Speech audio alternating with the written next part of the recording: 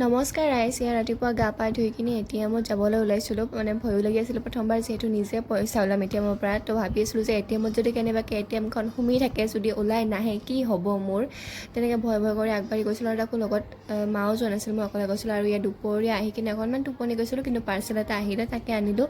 তাৰপিছত এয়া সন্ধিয়া সময়ত আকৌ মায়ে মানে আজি আচলতে হাত বিহু হয়, তো সেইকাৰণে মানে এয়া ধুনীয়াকৈ 7বিধ শাক মানে জেঠিয়ে আনি দিছে আমাক। কি আছে ইয়াত মই ভালকৈ নাজানো, তাকে মায়ে বাচি আছিলে আৰু মই ওচৰত বহি চাই আছিলোঁ আৰু কিবাকিবি বকি আছিলোঁ।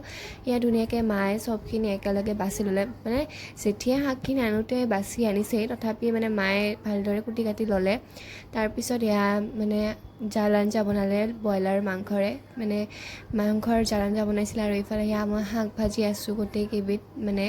তাৰপিছত বাৰু আপোনালোকে মোৰ ভিডিঅ'বোৰ চাই যদি চেনেলটো এতিয়াও ছাবস্ক্ৰাইব কৰা নাই, প্লিজ ছাবস্ক্ৰাইব কৰি দিব দেই, কাৰণ আপোনালোকৰ মৰম আৰু ৰাখিবলৈ খুবেই প্ৰয়োজন মোক। পিছে আজি ৰাতিৰ ভাত সাজ এয়া আছিলে, মাংস আছিলে লগত আৰু শাক ভাজি। পিছে আজি ভিডিঅ'টো ইমানেই আছিলে, বাই বাই।